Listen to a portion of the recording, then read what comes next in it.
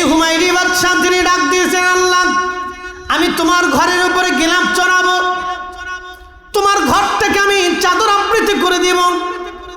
উনি সর্বপ্রথম রেশমের কাপড় দিয়া, স্বর্ণ খচিত কাপড় দিয়া, রেশমের কাপড় দিয়া আল্লাহ তার রোগ ভালো করে দিলেন। তিনি প্রত্যেক বাসিন্দাদেরকে 60টা করে স্বর্ণ মুদ্রা দিলেন।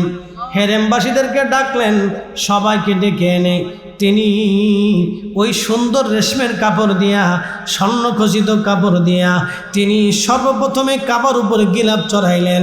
একবার জোরে বলা যাবে কে মারহাবা।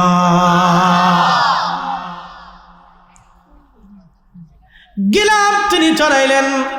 1000 বছর আগে গিলাফ চড়ানো শুরু হলো। এই যে গিলাফ চড়ানো শুরু হলো, আর কোনোদিন গিলাফ থেকে কাবাকে মুক্ত করা হয় নাই। ওই গিলাফে কাবাকে আবৃত রাখা হয়েছে। ওই কাবার গিলাফের ইতিহাসটা আপনাদের কাছে শোনাইলাম, ভালো করে শুনে যাবেন। এই গিলাফ চালু হয়ে গেল। আমি একটা ঘটনা আপনাদেরকে শোনাই। আল্লাহর নবী দুনিয়াতে তশরিফ বানারও 1000 বছর আগে ইয়ামান দেশের একজন বাদশা ছিল। এই বাদশার নাম হচ্ছে তুব্বা বাদশা। আগে তাদেরকে তুব্বা বলা হতো, তার নাম ছিল হুমায়রি বাদশা। হুমায়রি ইয়ামানের বাদশাদেরকে আগে তুব্বা বলা হতো। যেমন আমাদের ভারতীয় ছিল, মুঘল ছিল, বিভিন্ন সাম্রাজ্য ছিল। সাম্রাজ্যের বাদশাদেরকে বিভিন্ন নামে ডাকা হতো। মিশরের বাদশাদেরকে ফারাও বলা হতো, ফেরাউন। আর ইয়ামানের বাদশাদেরকে তুব্বা বলা হতো। তো হুমায়রি বংশের ভিতরে প্রথম হুমায়রি বাদশা, তিনার নাম তুব্বে আওয়াল হুমায়রি, অর্থাৎ প্রথম হুমায়রি তুব্বা বাদশা। উনি तमाम ইয়ামান অঞ্চল থেকে পৃথিবীর বিরাট একটা অংশের বাদশা ছিলেন, খুব প্রতাপশালী বাদশা। তো ওনার একটা মাত্রই ছেলে। কয়টা ছেলে? একটা ছেলে। তো ছেলেটা মদিনায় আসার পরে, ওই মদিনা তখন নাম ছিল ইয়াসরিব। এই মদিনাতে আসার পরে 1000 বছর আগে, তখন ওই মদিনার মানুষ ওই ছেলেটাকে এই দাঙ্গা করে মেরে ফেলে দিল। এখন বাদশার পণ হচ্ছে, আমি ইয়াসরিবের একটা মানুষকেও জীবিত থাকতে দেব না। যারা আমার একটা সন্তানকে মেরে ফেলে দিয়েছে, আমরা তাদেরকে একটা ইয়াসরিবের মানুষকেও জিন্দা থাকতে দেব না, সব মেরে ফেলে দেব।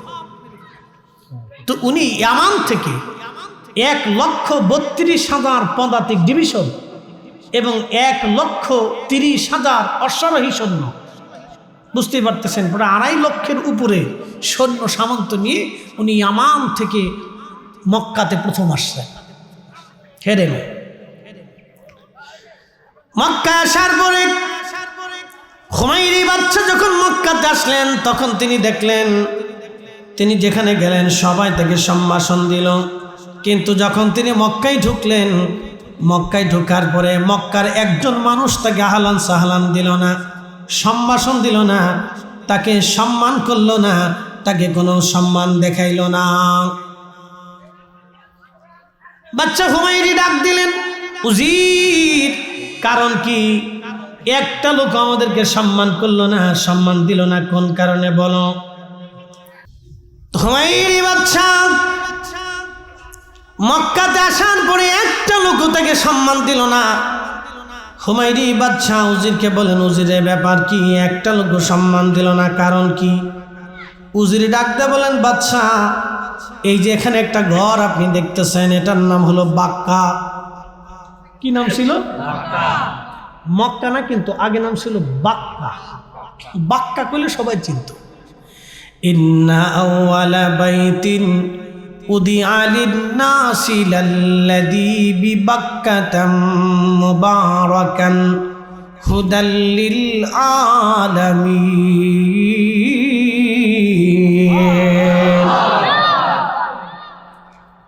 আমার রব বলেন, হাবিব, আমি প্রথম যে ঘর বানিয়েছি বাক্কা, প্রথম যে ঘর বানিয়েছি তার নাম বাক্কা। তামাম সৃষ্টির জন্য এটা হেদায়েতের কেন্দ্রবিন্দু। এজন্য সমস্ত মসজিদের মা হলো কাবা। মসজিদের মা কি? কাবা। এই জন্য আপনার বাড়ির মসজিদকে যদি সম্মান করেন, মূলত কাবাকে সম্মান করা হবে। আপনার বাড়ির মসজিদের খেদমত যদি করেন, পরিষ্কার যদি করেন, মূলত কাবাকে পরিষ্কার করা হবে। আপনার মসজিদ যদি আপনি সুন্দর করেন, মূলত কাবাকে সম্মান করা হবে। আপনার মসজিদের খাদেম যদি আপনি হয়ে যান, তাহলে মূলত আপনি হেরে মেরে খাদেম হয়ে গেছেন। একবার জোরে বলা যাবে কি মারহাবা। সব মসজিদের মা হচ্ছে কাবা। কাবাকে কেন্দ্র করে সারা পৃথিবীতে হেদায়েত ছড়িয়েছে। এই জন্য মসজিদ মসজিদ মসজিদ মসজিদ হতে হবে, মসজিদে আজান হতে হবে, নামাজ হতে হবে। মসজিদকে কেন্দ্র করে মুসলমানরা হেদায়েত প্রাপ্ত হবে। মসজিদ থাকবে না, দিন থাকবে না। মসজিদ মরে যাবে, দিন মরে যাবে। মসজিদ জিন্দা থাকবে, মুসলমান জিন্দা থাকবে। মসজিদ মরে যাবে, মুসলিম মরে যাবে। এটা কথা মনে রাখবেন।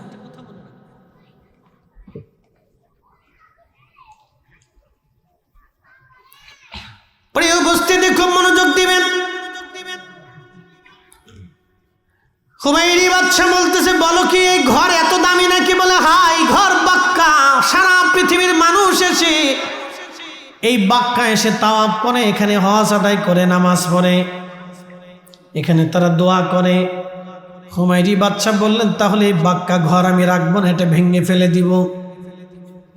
যখন এই নিয়ত করলেন, আমার রব তার উপরে গজব আল্লাহ নাজিল করলেন। তার একটা রোগ হলো, তার পেশাবের রাস্তা দিয়ে পেশাব করার সময় রক্ত বের হয়, পুজ বের হয়।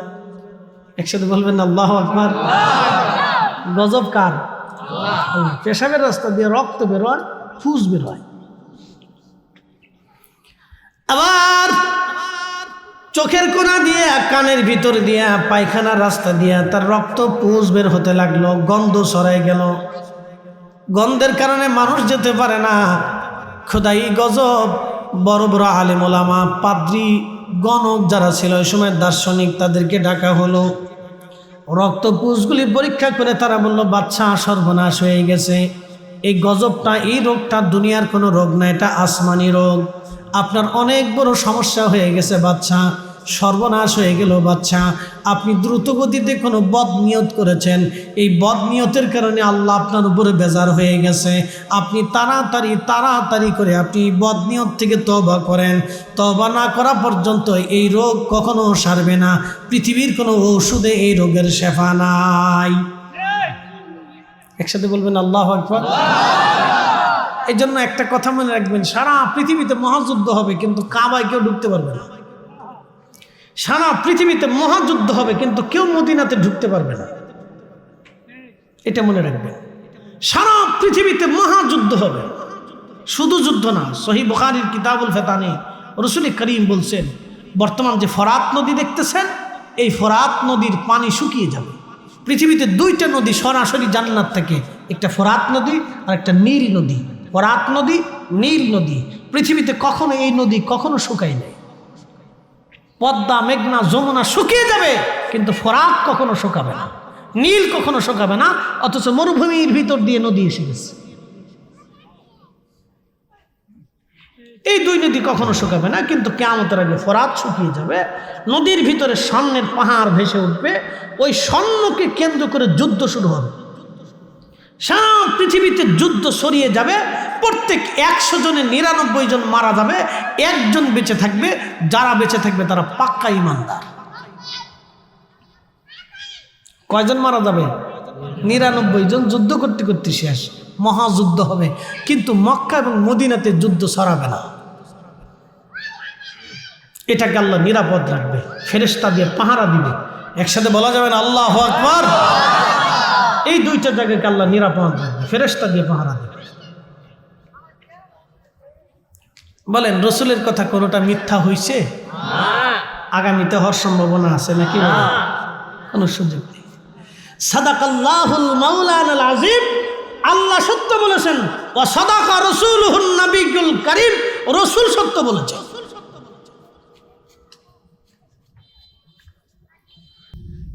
আল্লাহর হাবিব, আল্লাহর নবী ডেকে বলেন, খুমাইরি বাদশা তওবা থেকে নিয়ত করলেন, রব্বুল আলামিন, আমি তওবা করলাম, আল্লাহ ভুল করে ফেলছি, তোমার ঘর ভাঙতে চাইছি। আল্লাহ তোমার ঘর তো ভাঙবই না, তোমার ঘরের খেদমত হিসেবে প্রত্যেকটা বাসিন্দাকে আমি 60টা করে স্বর্ণ মুদ্রা দিয়ে যাব, আর তোমার ঘরের মধ্যে আমি গিলাফ চড়াবো। গিলাফ, এই যে কাবাতে গিলাফ দেখেন না, উনি প্রথম গিলাফ চড়িয়েছেন, এর আগে কোনো গিলাফ ছিল না। এই গিলাফের ইতিহাস আজকে শোনাইতেছি। কাবাতে গিলাফ দেখছেন নি আপনারা? কালো গিলাফ আছে না, এই গিলাফ উনি প্রথম চড়িয়েছেন, এর আগে কেউ এই গিলাফ চড়ায়নি। এই হুমায়রি বাদশাহ তিনি ডাক দিয়েছেন, আল্লাহ আমি তোমার ঘরের উপরে গিলাফ চড়াবো, তোমার ঘর থেকে আমি চাদর আবৃত করে দিব। উনি সর্বপ্রথম রেশমের কাপড় দিয়া, স্বর্ণ খচিত কাপড় দিয়া, স্বর্ণ খচিত কাপড় দিয়া, রেশমের কাপড় দিয়া আল্লাহ তার রোগ ভালো করে দিলেন। তিনি প্রত্যেক বাসিন্দাদেরকে 60টা করে স্বর্ণ মুদ্রা দিলেন। হেরেমবাসীদেরকে ডাকলেন, সবাইকে ডেকে এনে তিনি ওই সুন্দর রেশমের কাপড় দিয়া, স্বর্ণ খচিত কাপড় দিয়া তিনি সর্বপ্রথমে কাবার উপরে গিলাফ চড়াইলেন। একবার জোরে বলা যাবে কে মারহাবা।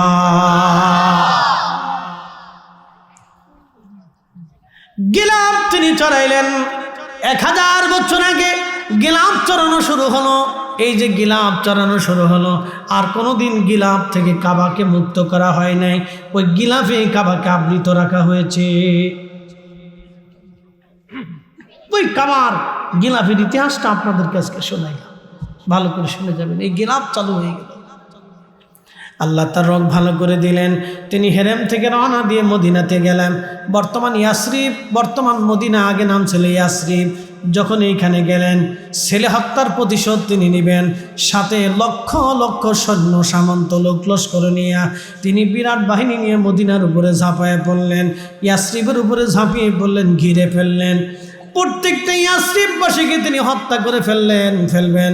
ঠিক এমন সময় ওই বড় বড় পাদ্রী যারা ছিল, আলেম ওলামা, তৎকালীন জমানায় বড় বড় ধর্মগুরু যারা ছিলেন, তারা বাদশার কাছে এসে বললেন, বাদশাহ সর্বনাশ, আপনি শহরের বাসিন্দাদেরকে হত্যা করবেন না, আপনি শহরের বাসিন্দাদের, কারণ তাওরাত জবুর ইনজিলে যতগুলি কিতাব আছে আসমানি, তখনও ইনজিল শরীফ আসে নাই। আমরা তাওরাত জবুরের মধ্যে যেটা দেখলাম, বাদশাহ শুনে রাখবেন, এই মদিনার মাটির পাথর থেকে সুঘ্রাণ আসতেছে। আখিরি নবী রাহমাতুল লিল আলামিন এখানে আসবেন, এখানে তার কবর হবে, এখানে তার বাড়ি হবে, এইখানে তার ঘর হবে, এবং এইখানে কেন্দ্র করে তিনি তামাম পৃথিবীতে আল্লাহর দ্বীন প্রতিষ্ঠিত করবেন। একবার জোরে বলা যাবে কি সুবহানাল্লাহ। বাদশা, আপনি শহরের বাসিন্দাদেরকে হত্যা করবেন না। এই শহরে আখিরি নবী আসবে, এই শহরে রাহমাতুল লিল আলামিন আসবে, আপনি শহরের কাউকে হত্যা করবেন না, মারবেন না, সর্বনাশ হয়ে যাবে আপনার। বাদশা বলতেছেন, হ্যাঁ তাহলে বলো আখিরি নবী কবে আসবে? বাদশাহ এই নবীর গুণগান যখন জানতে পারলেন, শান যখন শুনলেন, বাদশার দিল নরম হয়ে গেল। তিনি বললেন, ঠিক আছে, আমি আমার সন্তান হত্যার প্রতিশোধ নিব না, তাহলে বলো কবে নবী আসবে?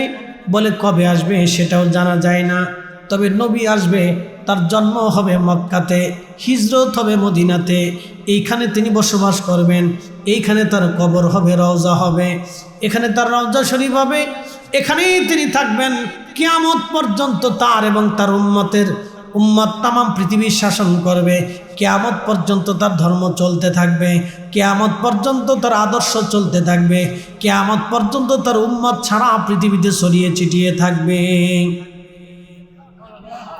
কিয়ামত পর্যন্ত তার এই ধর্ম বিধান আনিত, তার জীবন বিধান কিয়ামত পর্যন্ত চলতে থাকবে। বাদশা, এই শহরের বাসিন্দাদেরকে আপনি মারবেন না। বাদশা বললেন, ঠিক আছে বুঝলাম, কিন্তু আমি ওই নবীর জন্য কি খেদমত করতে পারি বলো? আমি তো আমার দেশে ফিরে চলে যাব, তাহলে তোমরা কতজন আলেম এখানে থাকবা? তখন তারা বলল, বাদশা আমরা এখানে 400 জন আলেম আছি। বাদশা বললেন, তোমাদের 400 জনের জন্য 400টা বাড়ি আমি আমার অর্থায়নে বাড়ি নির্মাণ করে দিব, আর আখিরি নবী যেহেতু হিজরত করে আসবে, আমি ওই নবীর জন্য একটা বাড়ি বানায় রাখবো। আল্লাহু আকবার। বাদশা আল হুমায়রি তুব্বা বাদশা, তিনি সুন্দর করে 400 আলেমের জন্য 400টা বাড়ি বানাইলেন। 400 আলেমের জন্য 400টা বাড়ি হলো। সর্বশেষ আমার রসুলের জন্য একটা বাড়ি নির্মাণ করলেন। তিনি একটা চিঠি লিখলেন, ইয়া রাসূলুল্লাহ, ইয়ামানের হুমায়রি বংশের তুব্বা আল হুমায়রি আমি বলতেছি, নবীজি আমার পক্ষ থেকে আপনাকে সালাম। আমি শুনছি আপনি দুনিয়াতে আসবেন, এইখানে আপনার বাসস্থান হবে, এইখানে আপনার হিজরত হবে, এইখানে আপনার কবর হবে, আপনার আনিত ধর্মবিধান আপনি এই জমিনে প্রচার করবেন। হুজুর, আমি আপনার জন্য একটা বাড়ি নির্মাণ করেছি, আমার পক্ষ থেকে সালাম গ্রহণ করবেন, আর আমি আপনার উপরে ঈমান এনেছি, আপনি দয়া করে আমাকে উম্মত হিসেবে কবুল করে নেবেন। কিয়ামতের ময়দানে আপনি আমাকে সুপারিশ করবেন। একবার জোরে বলা যাবে কি আল্লাহু আকবার? শুধু নাম শুনেই ভালোবেসে ফেলছে, শুধু নাম শুনেই মহব্বত করে ফেলছে, আর আমরা উম্মত হয়েও ভালোবাসতে পারছি না। কি ব্যর্থতা আমাদের, চিন্তা করেন তো। এত বড় বাচ্চা নাম শোনার সাথে সাথেই মহব্বত করে ফেলছে। শুধু মহব্বত করেই নাই, রসুলের জন্য বাড়ি নির্মাণ করছে, আলেমদের থাকার জন্য জায়গা করে দিছে। সে এতগুলি আলেমকে সম্মান করছে। তৎকালীন সময়ে মূসা আলাইহিস সালামের ধর্মের বিধানের উপরে যারা আলেম ছিল তাদেরকে সে সম্মান করছিল। এই আলেমদেরকে বাড়ি বানাই দিলেন। বাড়ি বানাই দেওয়ার পরে বাদশাহ হুমায়রি তিনি চলে গেলেন, চিঠিটা রেখে গেলেন। প্রধান যে আলেম ছিল তার হাতে দিয়ে বললেন, আল্লাহর বান্দা, যদি আপনার সময় রসুল আসে তাহলে এই চিঠিটা আপনি আল্লাহ রসুলের কাছে পৌঁছাবেন। যদি আপনার সময় না আসে আপনি সন্তানকে ওসিয়ত করবেন, সে যেন তার সন্তানকে ওসিয়ত করে, সে যেন তার সন্তানকে ওসিয়ত করে, সে যেন তার সন্তানকে ওসিয়ত করে।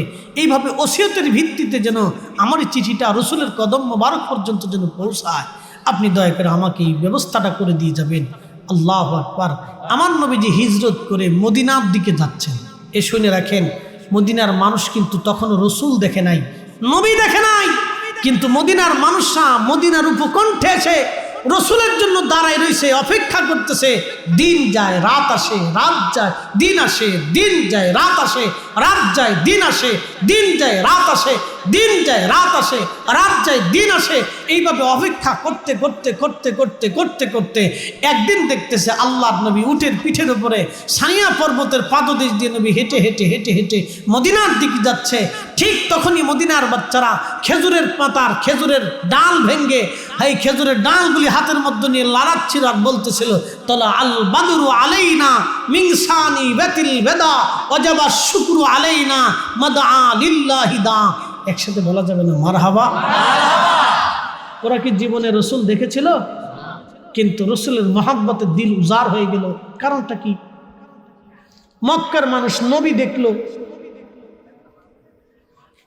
কিন্তু সবাই মানতে পারেনি, আর মদিনার মানুষরা রসুলের জন্য পাগল হয়ে গেল, নবী আসবে, অথচ রসুল দেখেই নাই,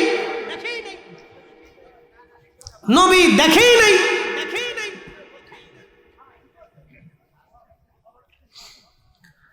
প্রিয় উপস্থিতি আমার, রাহমাতুল লিল আলামিন আমার নবীজি আল্লাহর হাবিব যখন তিনি উপকণ্ঠে পৌঁছালেন, বাচ্চারা গাইতে লাগলো, তলাল বাদরু আলাইনা মিন সানিয়াতিল বেদা ওয়াজাবা শুকরু আলাইনা মাদআ লিল্লাহি দা।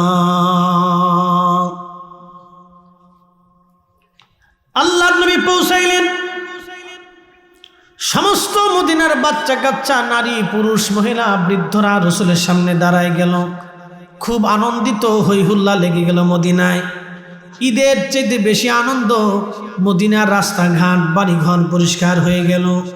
বাচ্চারা এসে বলতেছি, ইয়া রাসূলুল্লাহ, আপনি আমাদের বাড়ি আসেন, আমাদের বাড়ি আমার মা পরিষ্কার করে রাখছে, আপনি আমাদের বাড়ি থাকবেন। ওই বাচ্চা বলে আমাদের বাড়ি আসেন, ওই বাচ্চা বলে আমাদের বাড়ি আসেন, ওই যুবক বলে আমাদের বাড়ি আসেন, ওই বৃদ্ধ বলে আমাদের বাড়ি আসেন। সবাই বলতেছি, ইয়া রাসূলুল্লাহ, আপনি আমাদের বাড়ি আসেন, আপনি আমাদের মেহমান হন, আপনি আমাদের বাড়ির মেহমান হন, আপনি আমাদের মেহমান হন, আমরা জান মাল দিয়ে আপনার সেবা করব। একসাথে বলেন, জোরে বলেন। এই জন্য সারা পৃথিবীর মানুষ একরকম, মদিনার মানুষ আর একরকম। আপনি যদি দেখেন মদিনার মানুষ মেহমান প্রিয়, খুব মেহমান প্রিয়, হাজিদেরকে এরা বেশি খেদমত করে, বিরাট মেহমান প্রিয়ার, শরীফ, ভদ্র, নম্র, এত বিরাট, আপনি সারা পৃথিবীতে মদিনার মানুষের মতো ভদ্র মানুষ কোথাও খুঁজে পাবেন না, পৃথিবীর কোথাও খুঁজে পাবেন না। আপনি সারা পৃথিবী তন্ন তন্ন করে খুঁজবেন, মদিনার বাচ্চাদের মতো এত ভদ্র বাচ্চা পৃথিবীর কোথাও পাবেন না।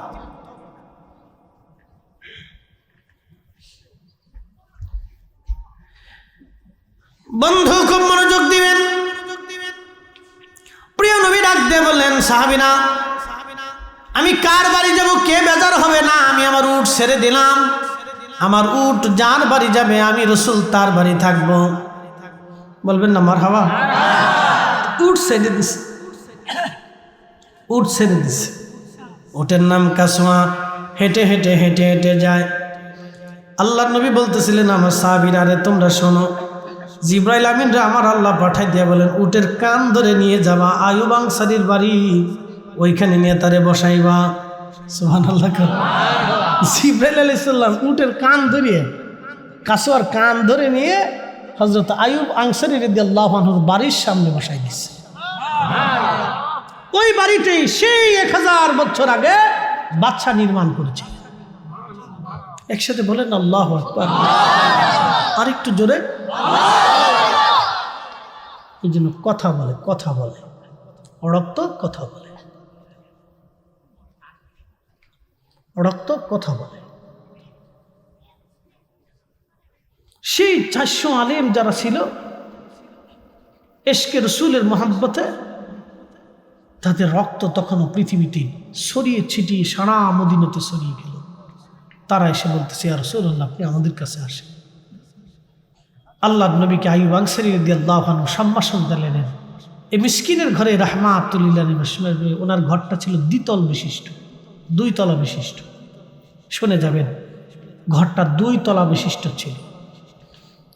আল্লাহ রসুল তাকে, নবীজি তাকে, আইয়ুব আনসারী নবীজিকে সম্ভাষণ করে ঘরে নিয়ে গেলেন। রসুল বলেন, আইয়ুব আনসারী, তুমি উপরে যাও, আমি নিচে থাকি। বলে, সাহাবীরা আসবে, সবাই আসলে দেখা সাক্ষাৎ হবে, উপরে যাইতে তো কষ্ট হবে, এত তার আধুনিক বিল্ডিং ছিল না, তো উপরে যাইতে আমার সাহাবীদের সাথে কথাবার্তা বলতে আমার কষ্ট হবে, তারপর তাদেরও কষ্ট হবে, অতএব তুমি ওই এই উপরে যাও, আমি নিচে থাকি। প্রিয় রসুলের কাছে তিনি চিঠিখানা পৌঁছাইলেন। একসাথে বলবেন না মারহাবা? আল্লাহ নবী চিঠিখানা পড়লেন, পড়ার পরে বললেন, নেক বক্স বাদশা হুমায়রিকে আমি কবুল করে দিলাম। একসাথে বলবেন আল্লাহু আকবার। নেককার বাদশাকে আমি কবুল করে নিলাম। নেককার বাদশা যে আমাকে সম্মান দেখাইছে, আমার কথা শুনে, আমার ইজ্জত দেখিয়ে তার নিজের সন্তানকে যারা মানলো তাদের প্রতিশোধ সে নেয় নাই, বরং ছাড় ওই জায়গাকে সমৃদ্ধ করে থাকার ব্যবস্থা করে দিয়ে গেল। আমি তাকে মঞ্জুর করে দিলাম। সেই বাদশার বংশধর, সেই আলেমদের বংশধর ছিলেন হযরত আইয়ুব আনসারী রাদিয়াল্লাহু আনহু। রসুলকে পাওয়ার পরে পাগল পড়া হয়ে গেল। রসুল আমার মেহমান, উপরে গেছে। শুনে যান তার জীবনী, উপরে গেছে। উপরে যাওয়ার পরে আইয়ুব আনসারী এবং তার স্ত্রী দুইজনে বলতেছে যে, আমরা উপরে থাকবো, রসুল নিচে থাকবে, এটা কি করে হয়? দেখেন চেতনা কত চমৎকার, যে আমরা নিচে থাকবো, উপরে থাকবো, আর রসুল নিচে থাকবে, এটা কেমন করে হয়? উপরে যাইতে হুকুম কে দিছে? আল্লাহর নবী নিজে দিছে। উপরে যাইতে হুকুম কিন্তু আল্লাহর নবী নিজে দিছে। হযরত আইয়ুব আনসারী রাদিয়াল্লাহু তাআলা আনহু কিসে ও সাউন্ড ঠিক আছে, একসাথে বলেন তো আল্লাহু আকবার, নারে তাকবীর, লা হাওলা, আমার সাথে বলেন লা হাওলা ওয়ালা কুওয়াতা ইল্লা বিল্লাহ, লা হাওলা ওয়ালা কুওয়াতা ইল্লা বিল্লাহ।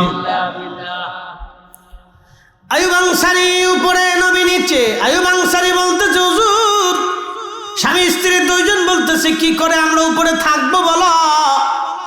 নবীজি নিচে, আমরা উপরে, এটা হতে পারে না। না হতে পারে না। রাতটা ভর চিন্তায় পড়ে গেলেন।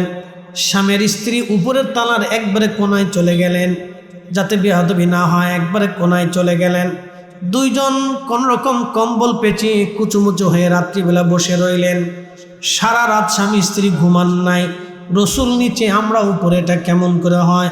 নবী নিচে থাকবে, আমরা উপরে থাকবে, এমন কেমন করে হয়? সকালবেলা দুইজন নিচে নেমে আল্লাহর হাবিবকে ডাক দেয়া বলেন, ইয়া রাসূলুল্লাহ, বেয়াদবি মাফ করবেন, রসুল নিচে থাকবে আর আমরা উপরে থাকবে, এটা হতেই পারে না। হুজুর আমরা মরে যাব, তারপরও উপরে থাকা সম্ভব হবে না। ইয়া রাসূলুল্লাহ, বেয়াদবির হবে এই ভয়ে আমরা সারা রাত ঘুমাইতে পারি নাই। আমরা রুমের এক কোণাতে কুচুমুচু হয়ে বসেছিলাম। হুজুর আপনি দয়া করে উপরে চলে যান, আমরা নিচে থাকব। আল্লাহর নবী তাদের দিকে লক্ষ্য করে উপরে চলে গেলেন। চিন্তা করলেন, হ্যাঁ কথা তো ঠিক, তাদের কষ্ট হবে। নবী তাদের কষ্ট দিতে চান না, আল্লাহর নবী উপরে চলে গেলেন। হযরতে আইয়ুব আনসারী থেকে শুরু করে মদিনার প্রত্যেকটা, মদিনার যারা আনসারী ছিলেন, তারা নিজের কন্যা সন্তানকে বিয়ে দেওয়ার আগে আল্লাহ রসুলকে জিজ্ঞেস করতেন, ইয়া রাসূলুল্লাহ, আপনার কি স্ত্রীর প্রয়োজন আছে কিনা? যদি থাকে তাহলে আমাদের ঘরে মেয়ে আছে। আল্লাহর নবী না করলে তারপরে ওই মেয়েকে অন্য কোথাও বিয়ে দিতেন। কারণ আল্লাহ রসুল তো কোনো কাম পিপাসা নিবারণ করতেন না। সুন্দরী নারী দেখলেই রসুলের বিয়ের প্রয়োজন ছিল না। কারণ আম্মাজান আয়েশাকে নবী 40 বছরে বিয়ে করেছেন। আম্মাজান সাউদাকে নবী প্রায় 70 বছর বয়সে বিয়ে করেছেন। একবার জোরে বলা যাবে কি আল্লাহু আকবার। কিন্তু মদিনার মানুষ এত আদাবি ছিলেন যে রসুলকে জিজ্ঞেস করতেন, হুজুর আমাদের কোনো মেয়ে আপনার পছন্দ হয় কিনা? চিন্তা করতে পারছেন তারা কিভাবে আল্লাহ রসুলকে সম্মান করতেন? যদি রসুলের পছন্দ হয় আর যদি আমরা অন্য কোথাও বিয়ে দিয়ে দিই তাহলে কেমন হবে? এটা ছিল আদব।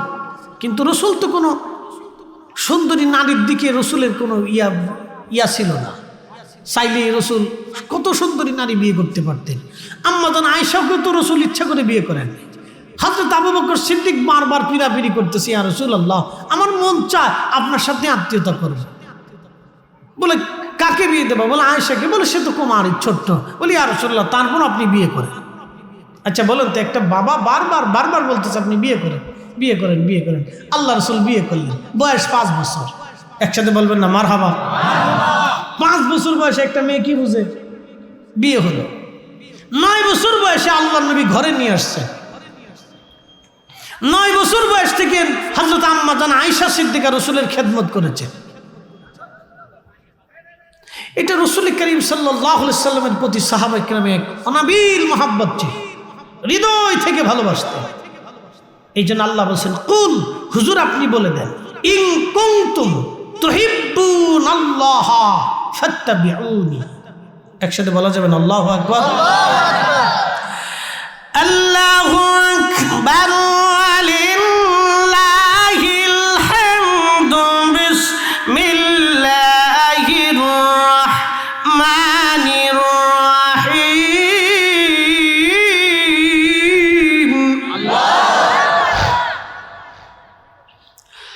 কুল ইন কুনতুম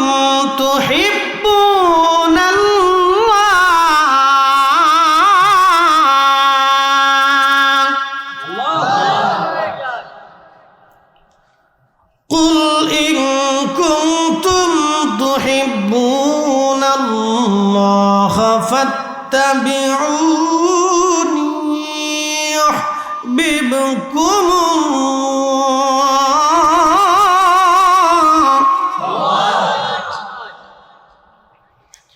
ويغفر لكم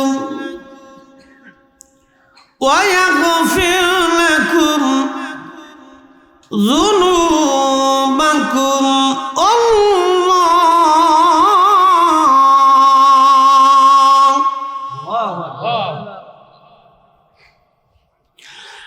ويغفر لكم ذنوبكم الله غفور رحيم.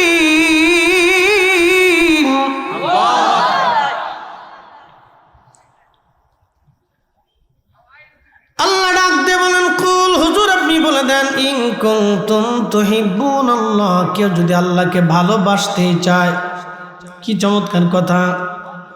আল্লাহকে কেউ যদি ভালোবাসতে চায়, কেউ যদি বলে আমি আল্লাহকে ভালোবাসি, হুজুর আপনি বলে দেন ফাত্তাবিউনি, সেজন্য আপনি নবীর ইত্তেবা করে, অনুসরণ করে। অনুসরণটা দিলের মহাব্বত থেকে আসে, মহাব্বত থেকে আসে, ভালোবাসা থেকে অনুসরণ আসে। এই ভালোবাসাটা দুই ধরনের, একটা হলো মহাব্বতের সিফাতি আর একটা মহাব্বতের জাতি। মহাব্বতের জাতি মদিনার মানুষ করতেন, সিফাতি তো ছিলই। জাতি মহাব্বত করার কারণে আল্লাহ নবীর জন্য সাহাবীরা জীবন উৎসর্গ করে দিতেন। একটা সিফাতি মহাব্বত, এটা হচ্ছে আমি পাগড়ি পরেছি, রসুল পরতেন বিদায় পরেছি। আমি দাড়ি রেখেছি, রসুল রেখেছিলেন বিদায় আমি রেখেছি। আমি ঢিলে ঢোলা পোশাক পরেছি, রসুল পরেছিলেন বিদায় আমরা পড়েছি। আমরা ডান হাতে খাবার খাই, খ্রিস্টানরা বাম হাতে খাবার খায়। আল্লাহ নবী ডান হাতে খানা খেয়েছিলেন বিদায় আমরা খাই। নবীজি খাবার পরে আঙ্গুল চেটেছিলেন বিদায় আমরা এখনো চাটি। তিনি বাসন চেটে খেয়েছেন বিদায় আমরা চেটে খাই। আল্লাহ নবী দস্তরখানা বিছাইছিলেন বিদায় আমরা বিছাই। প্রিয় নবীর সুন্নতগুলি আমরা বেছে বেছে মেনে মেনে চলি, কারণ রসুল করেছেন আমরা করি। এটা মহাব্বতের সিফাতি। আর একটা মহাব্বত হচ্ছে মহাব্বতের জাতি। মহাব্বতের জাতির সিফাতের বেলায় নবী বলছেন মান আহাব্বা সুন্নতি, কেউ যদি আমার আদর্শকে মহাব্বত করে, ফাকাদ আহাব্বানি, সে আমাকে মহাব্বত করলো। ওমান আহাব্বানি কানা মাই ফিল জান্নাহ, যে আমাকে ভালোবাসলো সে আমার সঙ্গে আল্লাহর জান্নাতে চলে গেল। একবার জোরে বলা যাবে কি সুবহানাল্লাহ। আর একটা মহাব্বত, মহাব্বতের জাতি। লা ইউমিন লা ইউমিন লা ইউমিন, ইমানদার তুমি হবে না হাত্তা আকুনা হাব্বা ইলাইহি মিন ওয়ালিদিহি ওয়া ওয়ালাদিহি ওয়ান নাসি আজমাইন। ছেলে সন্তান, পিতা মাতা, দুনিয়ার সব ব্যক্তির চাইতে আমি রাসূলকে যদি ভালোবাসতে না পারো, তাহলে তুমি ঈমানদার হবে না, ঈমানদার হবে না। আল্লাহ রাব্বুল আলামিন কুরআনুল কারীম, আমার রব আমাদেরকে শিক্ষা দিলেন, ও আমার বান্দারা তোমাদের বংশ বিস্তার করলাম কিভাবে?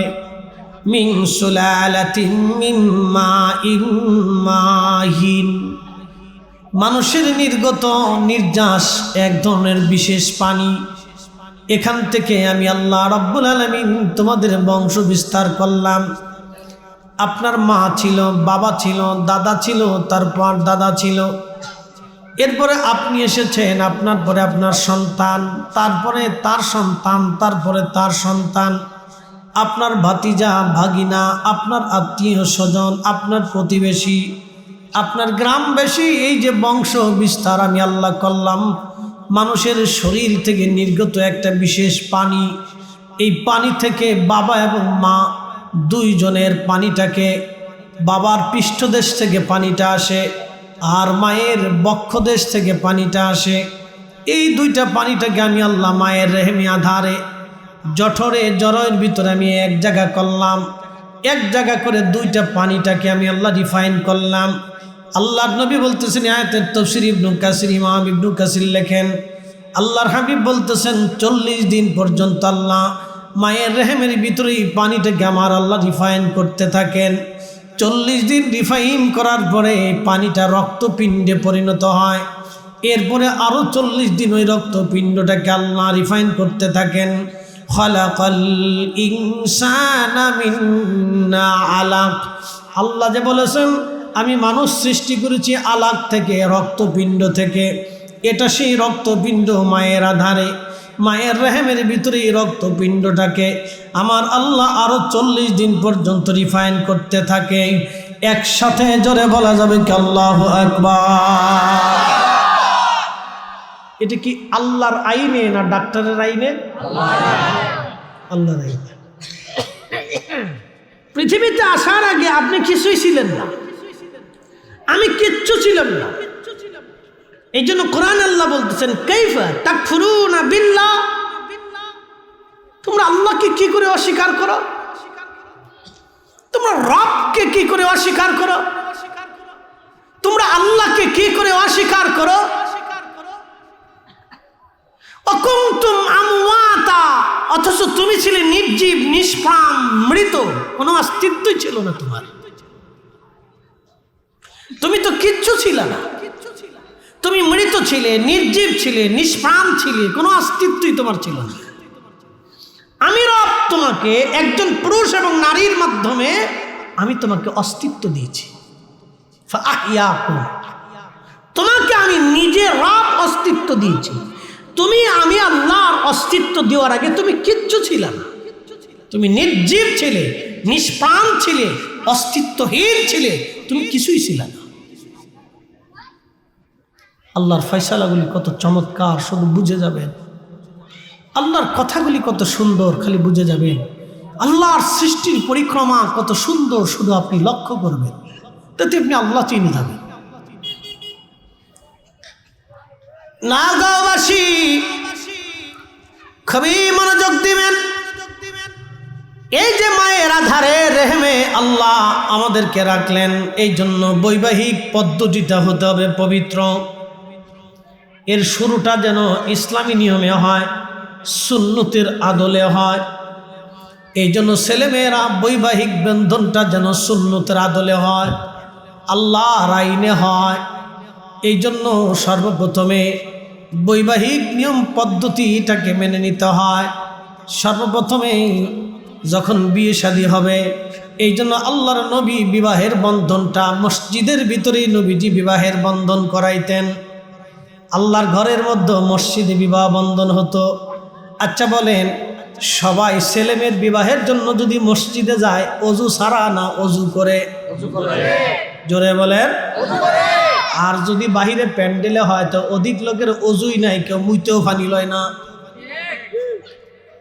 আমার দেশের অনেক কাজী আছে, আলেম ছাড়া যত কাজী আছে, অধিকাংশ কাজী ভালো করে খোঁজ নিয়ে দেখবেন মুইতেও পানি লয় না। অমনি এসে বিয়ে পড়ানোর জন্য। এই বেটা যখন বিয়ে পড়াবে তখন আউযুবিল্লাহ নাই, বিসমিল্লাহ নাই। এই জন্য বৈবাহিক বন্ধনটা ছিল আল্লাহর ঘর মসজিদের ভিতরে।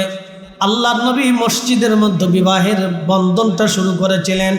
এই জন্য যুবকদেরকে বলবো, বিয়ে করার জন্য মসজিদটাকে তোমরা নিযুক্ত করে নেবা। তোমার বৈবাহিক শর্ত সাপেক্ষ লেখাপড়ার দোয়া খায়ের, ওটা যেন আল্লাহর ঘর মসজিদের মধ্যে হয়। আল্লাহ কবুল করুক, জোরে বলেন আমিন।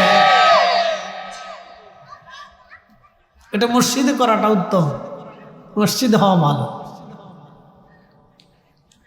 এরপরে মিষ্টান্ন হিসেবে নবীজি খেজুর খাওয়াইতেন। সে বিবাহের পদ্ধতিটা কত চমৎকার ছিল। দেনমোহর এত বেশি ছিল না। এখন আমরা 30 লক্ষ পর্যন্ত চলে যাই, 20 লক্ষ পর্যন্ত চলে যাই। যাওয়ার পিছনে কারণও আছে। জামাইরে কেউ বিশ্বাস করবার চায় না, এটা কি 2 দিন পরে থাকবো কি থাকবো না ঠিক নেই তো। কি কথা কর না কে? ঠিক নেই তো, এই জন্য 30 লাখ দিয়ে দাও, বাস শেষ। এবার তুমি যাও না থাকো, তোমার চিন্তা। এই জন্য 40-50 লাখও চলে গেছে, দিয়ে যাও। হাজিরিন, নোয়াগাঁওবাসী, বৈবাহিক বন্ধনটা পবিত্রতার মাধ্যমে এটা যেন হয়। কারণ বিসমিল্লাহ যদি অপবিত্রতা আসে, তখন আমাদের দুনিয়ার আশাটা, এর ভিতরে বিরাট বড় ঝামেলা। এই জন্য পবিত্রতার বন্ধন, এই বৈবাহিক বন্ধন, বিবাহটা আমাদের দেশের অনেকেই ভাবে বিবাহটা মনে হয় এটা দুনিয়াবি কোনো আনন্দ। কেউ আবার চিন্তা করে এটা আমার নিজের কাম খাইশ পুরো করার জন্য। না না বন্ধু, আমি আমার সবাইকে বলে যাচ্ছি, মায়ের জাতিরা, আমার বোনের জাতিরা, আপনারা যারা শুনতেছেন শুনে নেবেন। যুবক ভাইরা খুব মনোযোগ নেবেন। বিবাহটা শুধু দুনিয়াবি স্বার্থ এখানে লুকায়িত থাকে না। এই বিবাহের পিছনে আপনার বংশ, আপনার রক্ত এবং আপনার সন্তান, আপনার পরিবার, আপনার পরবর্তী নসল এখানে দৃশ্যমান থাকে। আপনার পরবর্তী নসল এখানে দৃশ্যমান থাকে। আপনার বংশ, আপনার সন্তান আসবে, নাতি আসবে, পুতি আসবে, তাদের হালাল বৈধতা এখানে দৃশ্যমান থাকে। শুধু বিবাহটা মানে শ্বশুর বাড়ি যাওয়া, আত্মীয় স্বজন খাওয়া, আনন্দ ফুর্তি করা, বিবাহটা এখানেই না। একটা পবিত্র জীবন হবে।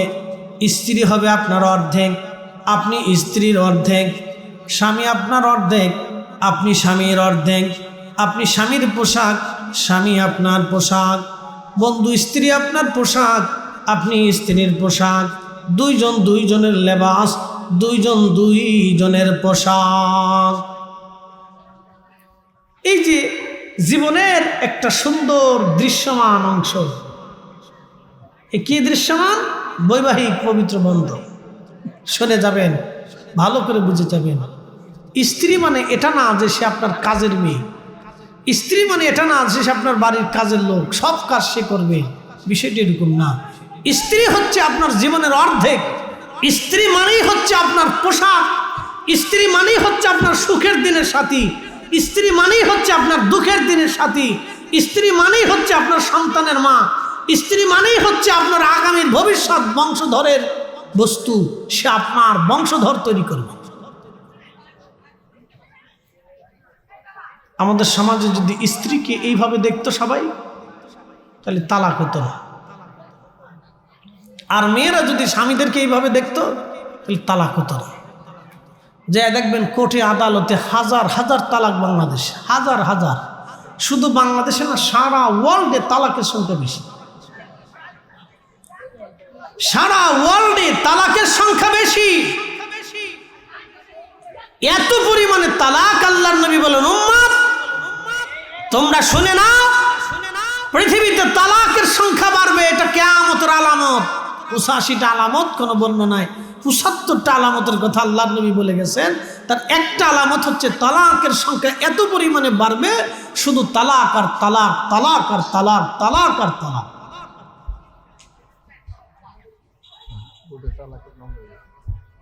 এত পরিমাণে তালাক, মামলা কোর্টে গেলেই শুধু তালাক।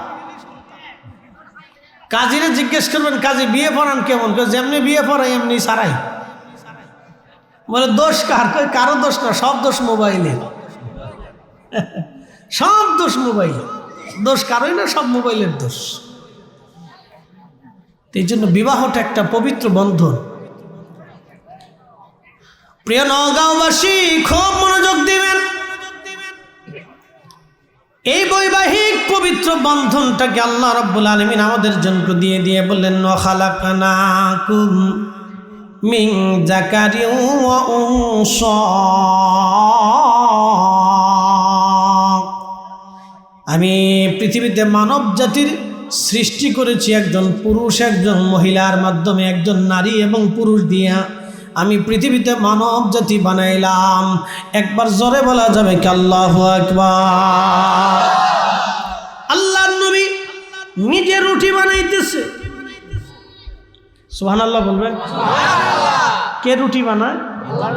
আল্লাহ রাসূল। শুধু রুটি বানান নাই, তিনি এমন একজন পার্সন যিনি যুদ্ধের ময়দানের প্রধান সেনাপতি, তিনি রাষ্ট্রপ্রধান, তিনি ধর্মীয় প্রধান, তিনি ইমানের এক অংশ। তিনি রুটি বানাচ্ছেন, তেনার স্ত্রী 11 জন, মসজিদের ইমাম, নামাজ ঠিক মতো পড়াচ্ছেন, জিহাদে যুদ্ধে যাচ্ছেন, রাষ্ট্র পরিচালনা করতেছেন, বিচার সালিশ করতেছেন, সাহাবায়ে কেরামকে দর্শ দিচ্ছেন, শিক্ষা দিতেছেন, আবার স্ত্রীদেরকে সময় দিচ্ছেন, এতিমের হক ঠিক মতো আদায় হলো কিনা দেখতেছেন, রাষ্ট্রে কে খেয়ে আছে না খেয়ে আছে দেখতেছেন। তিনি একমাত্র ব্যক্তি যিনি মসজিদে নববীতে বসে বসে তিনি ওই সময় এক অন্ধকার জগৎ, পৃথিবীর মানুষ অন্ধকারে নিমজ্জিত, নারী সমাজ যখন কাবা ঘরে উলঙ্গ হয়ে তারা তাওয়াফ করত, প্রকাশ্যে নারীরা জেনা করা হতো, প্রকাশ্যে নারীদেরকে হত্যা করা হতো। মোহতারাম, হেরেম শরীফের পাশেই একটা জায়গা আছে যেখানে মানুষদেরকে, নারীদেরকে জীবন্ত কবর দিত। হেরেমের পাশে সেই জায়গাটা এখনো খালি আছে। যদি কোনোদিন যান তো হেরেম থেকে দেখে আসবেন। যারা আপনাদেরকে হজে নিবে জিজ্ঞেস করবেন যে জীবন্ত নারীদেরকে কোথায় কবর দিত। একবারে হেরেমে ঢোকার সময় জাবালে ওমরের পাশ দিয়ে একটু আগে দিয়ে বাম পাশে দেখতে পারবেন, মাত্র 1-2 মিনিট লাগে। যে সময় মানুষ নারীদেরকে জীবন্ত কবর দিত, সেই সময় তিনি সেই মহান ব্যক্তি 11 জন স্ত্রী তিনি নিজে গ্রহণ করে নিজে রুটি বানাচ্ছেন। এক একসাথে বলা যাবেন আল্লাহু আকবার। আম্মা জান আয়েশা বলতেছে, ইয়া রাসূলুল্লাহ আপনার কষ্ট হবে? বলতেছে, আয়েশা রে, আমার কি দায়িত্ব নেই তোমার কাজে সাহায্য করা? আম্মা জান আয়েশা বলতেছে, হুজুর আমার আপনার কষ্ট হবে। প্রিয় নবী বলেন, আয়েশা রে, আমার কি হক নাই, আমার কি দায়িত্ব নাই তোমার কাজে তোমাকে সাহায্য করা? আমারও তো দায়িত্ব আছে। তুমি আমার স্ত্রী, তোমার কাজে সাহায্য করা তো আমারও হক আছে, দায়িত্ব আছে। চিন্তা করেন তো, একজন স্বামী যিনি আল্লাহর নবী 1 নম্বরে রাষ্ট্রপ্রধান, 2 নম্বরে প্রধান সেনাপতি, 3 নম্বর তিনি বিচারে সালিশ করেন, 4 নম্বর তিনি শিক্ষা দিচ্ছেন দর্শ, 5 নম্বর তিনি 5 ওয়াক্ত ইমামতি করতেছেন, 6 নম্বর তিনি আবার নিজের কাজ নিজে করে সংসার যোগাচ্ছেন, 7 নম্বর 11 জন স্ত্রী, 11 জন স্ত্রীকে সমান সমান সময় দিলেন, 8 নম্বর এতিম দুস্থ গরিব মিসকিন যা আছে আমার নবী তদারকি করলেন, সারা রাজ্যের ভিতরে যা আছে তদারকি করলেন। 7 নম্বর তিনি এমন একজন ব্যক্তি মহানুভব যিনি রাহমাতুল লিল আলামিন, জীবনে কোনোদিন কোনো যুদ্ধবন্দীকে তিনি কষ্ট দেন নাই। ওনার জীবন যদি আপনি দেখেন তো শুধু আশ্চর্য হবেন যে কি করে সম্ভব। তিনি এক মহানুভব ব্যক্তি, আইব মুক্ত, দোষ মুক্ত, কলঙ্ক মুক্ত, নিষ্কলঙ্ক। আল্লাহু আকবার। ওয়া ইন্নাকা লাআলা খুলুকিন আযীম, মহান চরিত্রের অধিকারী ছিলেন। আল্লাহর জবানের ভাষা একসাথে বলা যাবে আল্লাহু আকবার। স্ত্রী গ্রহণ করেছেন 11 জন, তার ভিতরে একজন আছে বৃদ্ধা আম্মাজান সাউদা, একবারে বুড়ি, চামড়া ঘুষাই গেছে, চুল পেকে গেছে। আচ্ছা বলেন তো, বুড়ি বৌদি আল্লাহর নবী কি তা করতো? এসে বলতেছে, ইয়া রাসূলুল্লাহ আমি তো একবারে অসহায়, আমার কোনো সম্বল নাই, যদি আপনি স্ত্রী হিসেবে গ্রহণ করেন।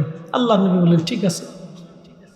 একজন বৃদ্ধাকে নবীজি তার নিজের দায়িত্বে নিয়ে এসে স্ত্রী হিসেবে গ্রহণ করে সময়টুকুন তাকে বরাদ্দ করলেন। আম্মাজান আয়েশাকে যে সময় দিতেন, আম্মাজান সাউদাকে একই সময় দিতেন। পরে আম্মাজান সাউদা বলেন, ইয়া রাসূলুল্লাহ আমি তো একবারে বৃদ্ধা নারী, তা আমাকে তো এত সময়ের কোনো প্রয়োজন নেই, শুধু দেখা সাক্ষাৎ হলে কথাবার্তা হলেই তো হবে। হুজুর আমার নির্দিষ্ট রাতের সময়টাকা আপনি আয়েশাকে দিয়ে দেন। একসাথে বলা যাবেন আল্লাহু আকবার। তাদের মানসিকতা কত সুন্দর ছিল, কত চমৎকার ছিল তাদের ইনসাফ, ভাগাভাগির নীতি। আর আমাদের দেশে আপন রক্তের ভাই জমিনে ভিডিভিডি করি,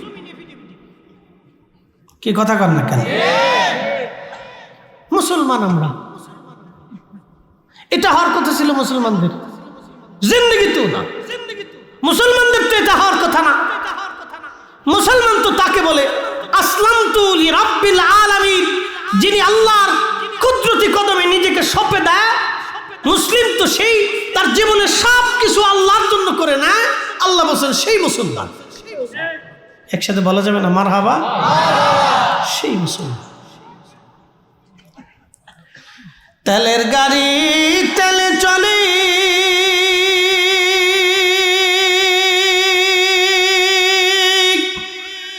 হাওয়ার গাড়ি হাওয়ায় উড়ে, বিনা তেলে চালায় গাড়ি নবী সুলাইমান। আমরা সেই মুসলমান, আমরা সেই মুসলমান। প্রিয় ভাই আমার, আল্লাহর নবী ফাতেমা রাদিয়াল্লাহু আনহার বিয়ে ঠিক করলেন। হযরত ফাতেমা রাদিয়াল্লাহু আনহার তখন মাত্র 18 বছর বয়স। ফাতেমার বিয়ে দিলেন নবীজি 18 বছর বয়সে, আর আল্লাহর নবী নিজে বিয়ে করলেন 25 বছর বয়সে। হযরত ফাতেমার সাথে আলীর বিয়ে ঠিক হলো। ফাতেমা ঘরের এক কোনায় বসে বসে কান্না করতেছিলেন। নবীজি ফাতেমা রাদিয়াল্লাহু আনহার কাছে গেলেন, ফাতেমা রে তুমি কেন কান্না করো? চোখের পানি মুছে ফেলো ফাতেমা, কান্না করিও না, আমি জানি তুমি দুঃখে কান্না করো। আলীর মতো গরিব ছেলের সঙ্গে আমি তোমার বিয়ে দিলাম। ফাতেমা রে, আমি ইচ্ছা করলে মদিনার ধনী পরিবারে তোমাকে বিয়ে দিতে পারতাম। ফাতেমা, আমি আলীর সাথে তোমাকে বিয়ে দিয়েছি। ফাতেমা, এই জন্য তুমি কাঁদো, কারণ আলী গরিব, আলী ঘরের মধ্যে তেমন কিছুই নাই। ফাতেমা রে, কেঁদো না, চোখের পানি তুমি মুছে ফেলো রে ফাতেমা। তোমার স্বামী আমি পছন্দ করি নাই, তোমার স্বামী আরশের মালিক আমার আল্লাহ নিজে পছন্দ করেছে। ফাতেমা চোখ মুছে ফেললেন। নবীজি বললেন, আলী তুমি তো বিয়ে করবা, কি আছে তোমার? বলে, হুজুর আমার একটা তলোয়ার আছে, আর একটা ঢাল আছে, আর একটা লোহার বর্ম আছে, যে লোহার পোশাক পরে যুদ্ধ করা লাগতো, ঢাল আছে। নবীজি বললেন, না আলী রে, তলোয়ার আর ঢাল তো যুদ্ধের জন্য প্রয়োজন হবে, বর্মটা আপাতত বিক্রি করে দিয়ে ফাতেমার জন্য কিছু পণ্য সামগ্রী কিনে নিয়ে আসো, কিছু সুগন্ধি নিয়ে আসো, কিছু কাপড় চোপড় তুমি কিনে নিয়ে আসো, সম্ভব হলে ঘরের জন্য প্রয়োজনীয় সামগ্রী নিয়ে আসো। ঢাল বিক্রি করতে গেলেন, বর্ম বিক্রি করতে গেলেন, মাত্র 3 দিরহাম দাম হয়। উসমান গনি ডাক দিয়ে বলেন, আলী রে, কত দাম হলো তোমার বর্মের? বলে, উসমান মাত্র 3 দিরহাম দাম বলে। উসমান গনি ডাক দিয়ে বলেন, আলী রে, তোমার আমি 270 দিরহাম দিয়ে দিলাম, ওই বর্মটা তুমি আমার দিয়ে দাও। জোরে বলেন সুবহানাল্লাহ। এই সামান্য টাকা দিয়ে তিনি বিয়ে করতে গেছে। আর আমাদের বিয়ের চলনের বিরাট ফর্সা সাজাই দিচ্ছি, লক্ষ লক্ষ টাকা খরচা করতেছি বিয়েতে, কিন্তু দুঃখের বিষয় ডেকসেটের চোটে সারা গ্রামের মানুষ ঘুমাইতে পারে না, খালি কুকু কাকু কুকু কাকু কুকু কাকু চলে, রাত ভরে কুকু কাকু কুকু কাকু কুকু কাকু। কি কথা কর না কে? রাত ভরে কি চলে? কুকু কাকু কুকু কাকু কুকু কাকু। শয়তানে কার দারুণ সিস্টেম হয়েছে। সব আমার স্বাস্থ্য ভাইয়ের খালাতো ভাই, কোনো সমস্যা নেই, শয়তানকে আমি বিজয়ী হয়েছি। এই কুকু কাকুর জ্বালায় সারা রাত্রে গ্রামের মানুষ ঘুমাইতে পারে না, চলতেছে। মদিনার নারীরা বিয়ে করার আগে, বিয়ে করার পরে তারা বাসর রাতে কোরআন পড়ত। একসাথে বলবেন আল্লাহু আকবার। তারা কোরআন শরীফ পড়তো, বাসর ঘরে তারা কোরআন পড়ত। হাজিরিন শুনিয়া যান, ফাতেমার বিয়ে কেমন ছোট্ট পরিসরে, জান্নাতের দুলহা দুলহানি সাইয়্যিদাতুন নিসাই আহলিল জান্নাত। तमाम পৃথিবী মাটি খনন করে ফাতেমার মতো এত দামি নারী খুঁজে পাবেন না আপনি। প্রিয় নবী তার জবানে বলেছে, সাইয়্যিদাতুন নিসাই আহলিল জান্নাত, জান্নাতের যত রমণীরই জান্নাতে যাবে সব জান্নাতিনীর সাইয়্যিদিনী সর্দারিনী আমার ফাতেমা, আমার ফাতেমা। তার আজ বিয়ে হচ্ছে একেবারে স্বল্প পরিসরে, কতই দরিদ্রতার হালতে, কোনো রকম কিছু সুগন্ধি এনে সামান্য কিছু কাপড় চোপড় খরচাপাতি করে বাকি টাকাগুলি হযরত আলী আল্লাহর নবীর হাতে দিয়ে দিলেন। জুর বর্ম বিক্রি করে এটা পেয়েছি, কিছু কিনেছি, আর কিছু আপনার হাতে দিলাম। আল্লাহর নবী কিছু টাকা আলীর হাতে দিলেন, কিছু অর্থ ফাতেমার জন্য দেনমোহর ধার্য করলেন। একসাথে বলা যাবে কি মারহাবা। যদি কোনোদিন আপনারা যান মসজিদে নববীর বাবু সালাম 7 নম্বর গেট দিয়ে আগে একটু আগে দূরে দূরে আপনি চলে যাবেন হেঁটে হেঁটে, 5 মিনিট সময় লাগতে পারে বাবু সালাম দিয়ে কোনাকুনি যদি হেঁটে চলে যান, তাহলে আপনি দেখবেন হযরত আলী রাদিয়াল্লাহু আনহুর বাড়ি মসজিদ আলী। ওটা মসজিদ বানিয়ে রাখা হয়েছে স্মৃতি সংরক্ষণ করার জন্য। ওটাই ছিল ফাতেমা রাদিয়াল্লাহু আনহার বাড়ি। ওইখানে ফাতেমা আলীকে নিয়ে বসবাস করতেন। একটা ছোট্ট খাট ছিল, এই খাটটা তেমন কোনো মজবুত না, দামি কোনো খাট না, একটা সামান্য চৌকির মতো খাট। এটার উপরে কোনো রকম উন্ডা মাদুর বিছিয়ে থাকতেন। একটা কম্বল ছিল, পায়ে ঢাকলে মাথা বের হতো, মাথা ঢাকলে পা বের হয়ে যাইত। দুঃখের সংসারে হযরত আলী কোনোদিন খাবার আনতে পারতেন, কোনোদিন আনতে পারতেন না। আবার দীর্ঘ পথ জিহাদের ময়দানে চলে গেলে বাড়ি কোনো খাবারই থাকতো না। ফাতেমার বহুদিন ক্ষুধার্ত অবস্থায় চলে গেছে, ঘরেতে বাড়িতে চুলার মধ্যে আগুন জ্বলতো না, শুধু পানি আর খেজুর খেয়ে জীবনের বহু সময় ফাতেমার কেটে গেল। আল্লাহু আকবার। সাইয়্যিদাতুন নিসাই আহলিল জান্নাহ। এমনি হয় নাই নারী সমাজ, ভুলে যাবেন না, ভুলে যাবেন না, একদিন কবরে আপনারও জায়গা হয়ে যাবে।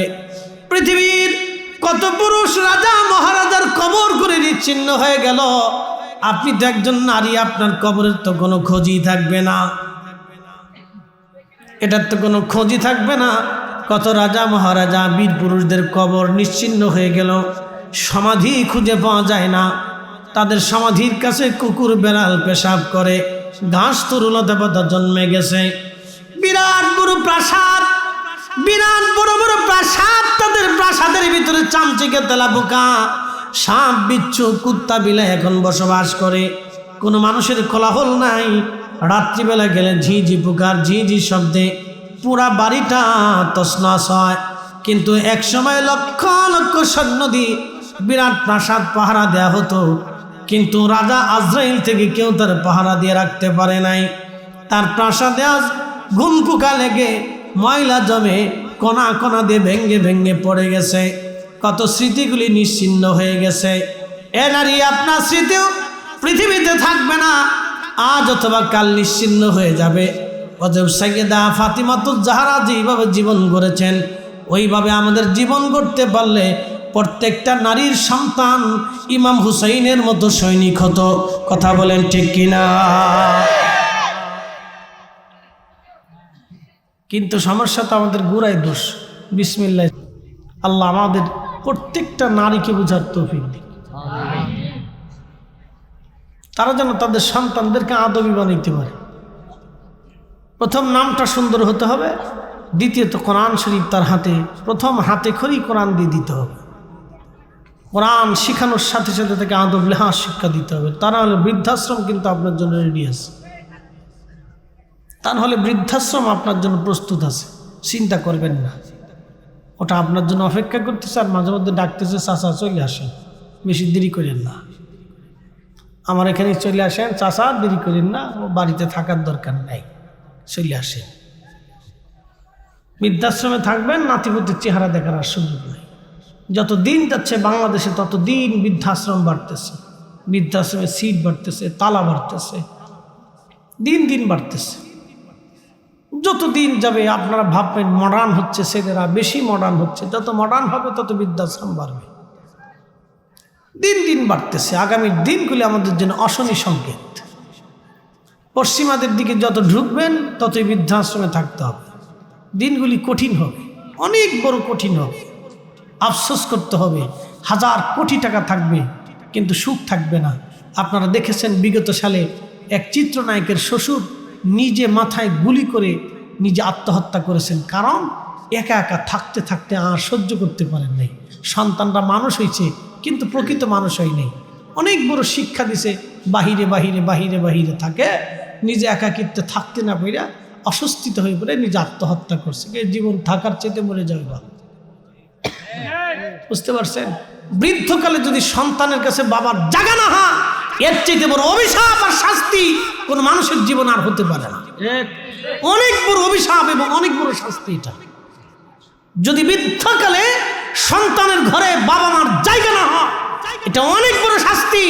নারী সমাজকে বলতেছে, এ নারী, তোমার জন্য যদি একজন বৃদ্ধা মা, একজন বৃদ্ধ বাবা কষ্ট পেয়ে ঘর থেকে বের হয়ে যায়, অথবা তুমি ঘর থেকে বের হয়ে যা, তোমার বৃদ্ধ শ্বশুর শাশুড়িকে কষ্ট দাও, আল্লাহর কসম করে বলি জীবনে মরতে হবে, মৃত্যু হবে, শান্তি হবে না।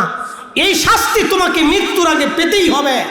এই শাস্তি ওই নারীকে মৃত্যুর আগে পেতেই হবে, তাকে অবশ্যই পেতে হবে, এবং তাকে কঠিন শাস্তি ভোগ করতে হবে। দুনিয়াতেও করবে, কবরেও করবে। দুদিন ধরে টেলিভিশনে ভাসতেছে একটা ছেলে নিজের মাকে হত্যা করে ফ্রিজের ভিতরে রাখছে। ছি ছি ছি, কত নিকৃষ্ট! কত নিকৃষ্ট হলে মানব জাতি এত দূর পর্যন্ত নিচে চলে যেতে পারে? সন্তানের কাছে মায়ের নিরাপত্তা নাই, মার কাছে সন্তানের নিরাপত্তা নাই। বুঝতে পারছেন? এটা আমানতের বড় অভাব, এটা সামাজিক অনেক বড় অবক্ষয়, আমাদের অনেক বড় ব্যর্থতা। প্রিয় উপস্থিতি, খুব মনোযোগ দিন, একটু দূরে শুয়ে পড়েন আমার সাথে। আল্লাহুম্মা সাল্লি আলা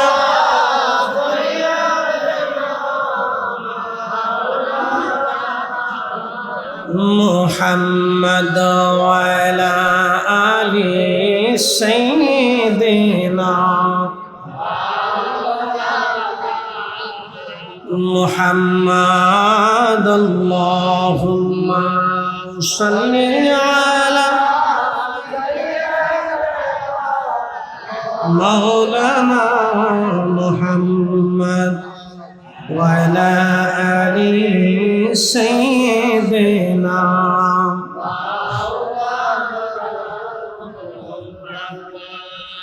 ইমামুল আজম আবু হানিফা রাহমাতুল্লাহ আলাইহি উলামায়ে কেরাম এক জায়গায় বসে দর্শ করতেছেন, দর্শ নিচ্ছেন, ফিকি মাসলা মাসাইল ইলম নিয়ে আলোচনা চলতেছে।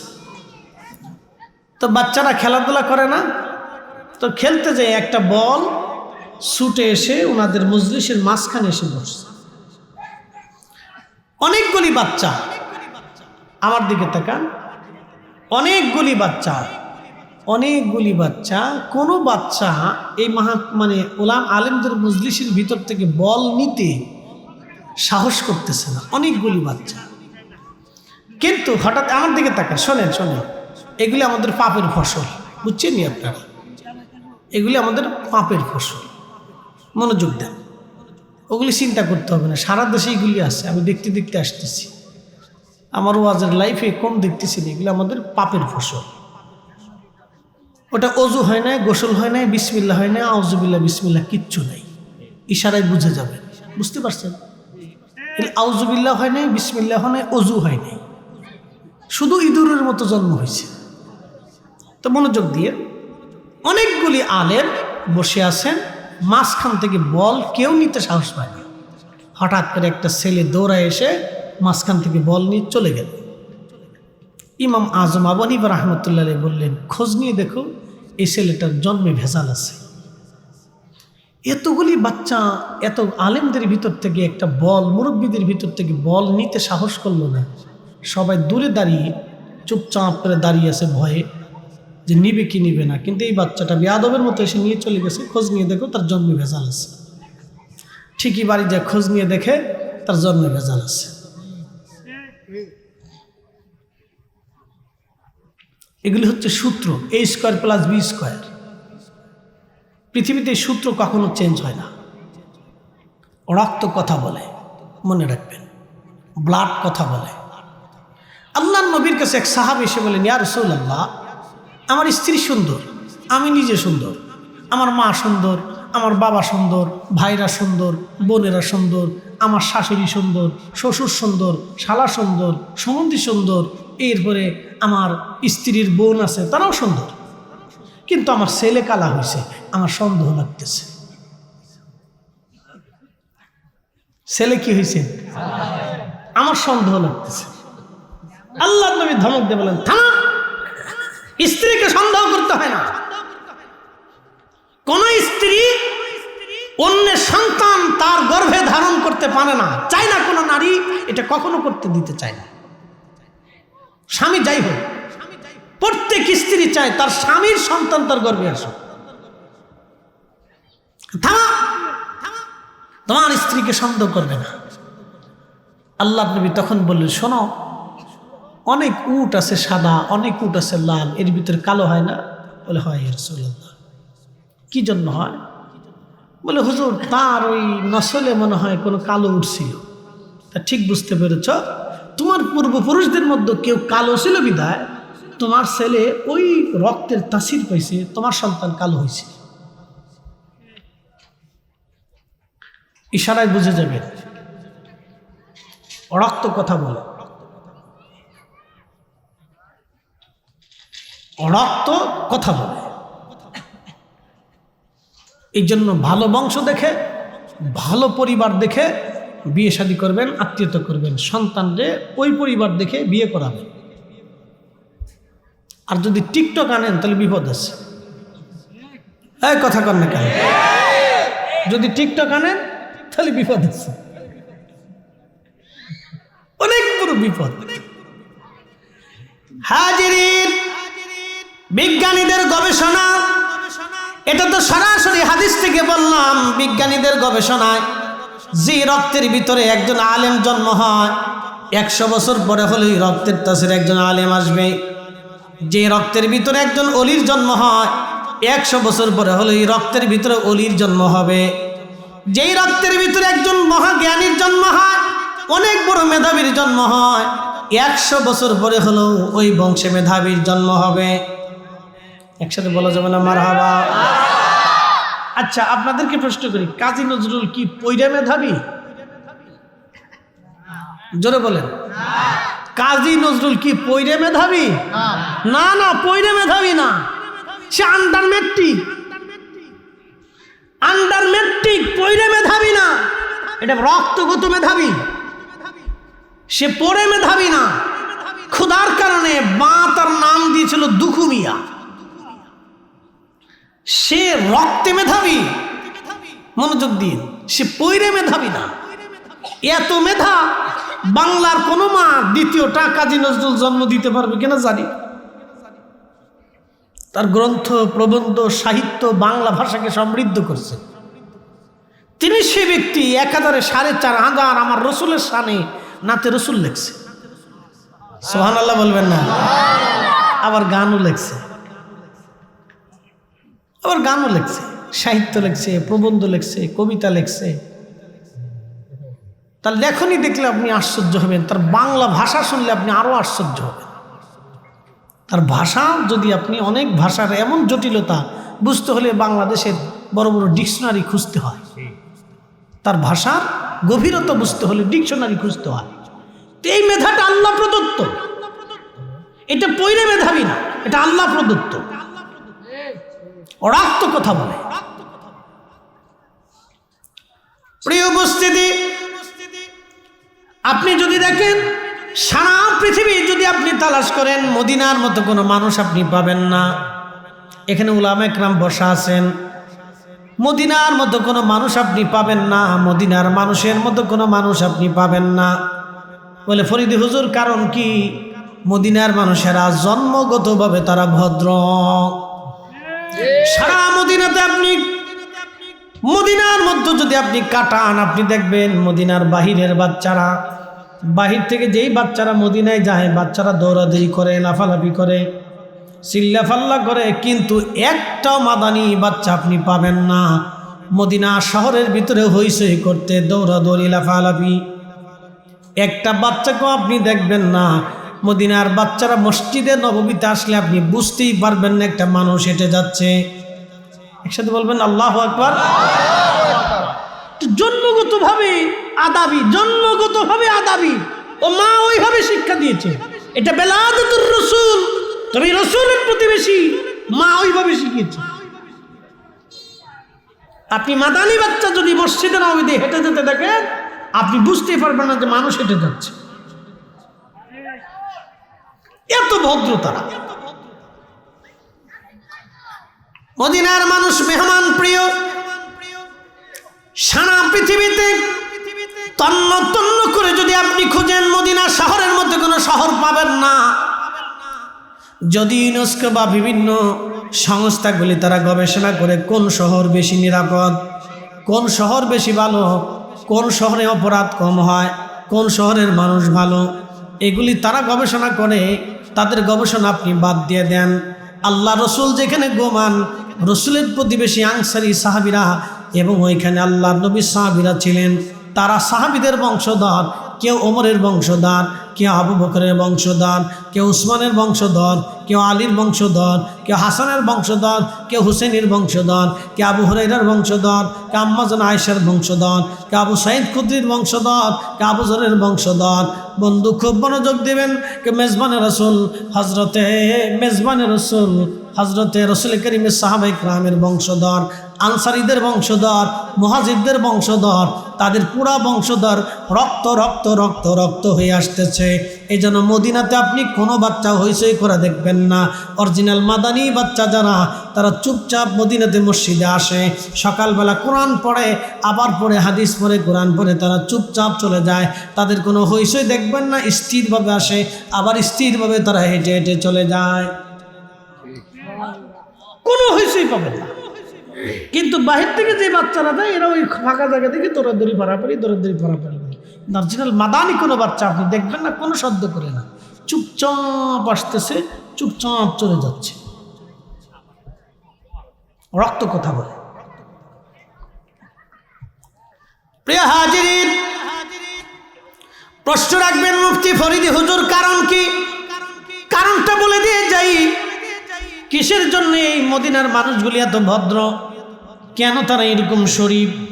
কিসের জন্য?